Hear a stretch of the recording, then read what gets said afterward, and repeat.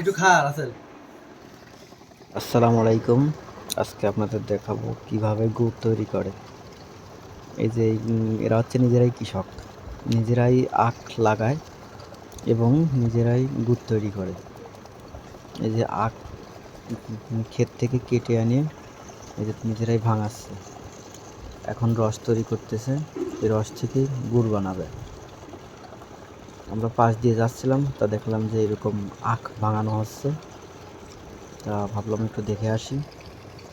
তাই যে আখ ভাঙানো দেখতে, যে আখের রস এখন হচ্ছে রস বানাচ্ছে, এই রস দিয়ে গুড় তৈরি করবে।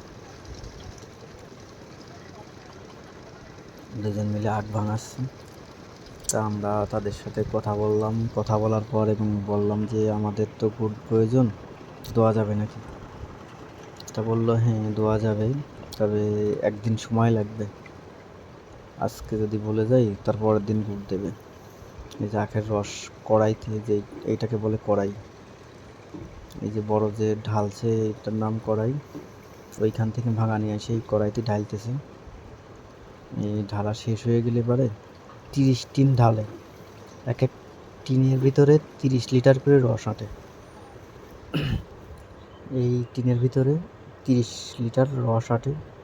এরকম 13 টিন রস হলে পরে এই কড়াইটা ভরে যায়।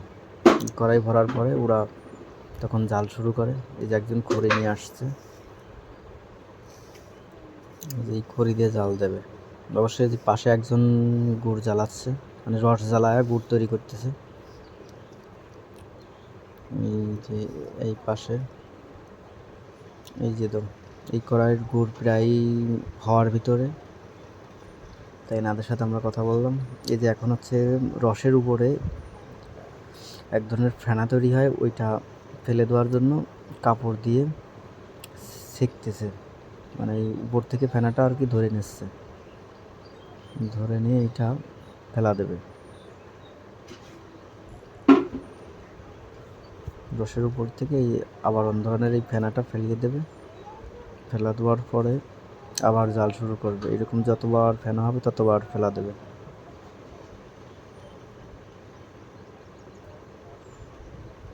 তারপর আমাদের গুড় দোয়ায় রাজি হলো। তা বললাম সমস্যা নাই, আমরা একদিন পর আসি গুড় নিয়ে যাব। অবশ্যই বাজার থেকে এইখানে একটু গুড় 10 টাকা বেশি কেজি, কারণ এখানে অ্যাকুরেট গুড়, একদম কৃষকের হাত থেকে আপনারা এই গুড় নিতে পারেন। এই যে গুড়ের উতলাচ্ছে, রস উতলাচ্ছে, এই যে অনেক সুন্দর দেখতে, অনেক ভালো লাগে। রস উতলাচ্ছে, জাল দিচ্ছে আর রস উতলাচ্ছে। তারপর আমরা কথা বলি, তারপরে যে আমরা চলে আসি পালপাড়া।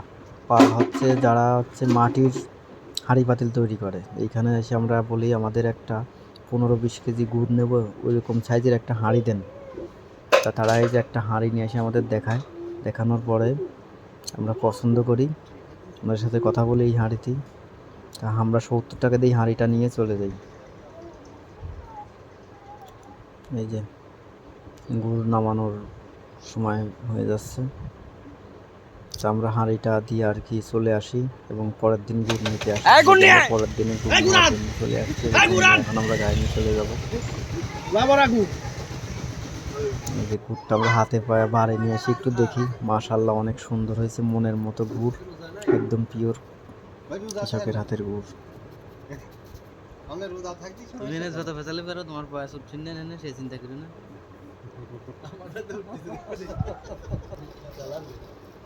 অনেক সুন্দর আপনার কলাম দেখেন সুন্দর করে একটু ধরে না, ভিডিও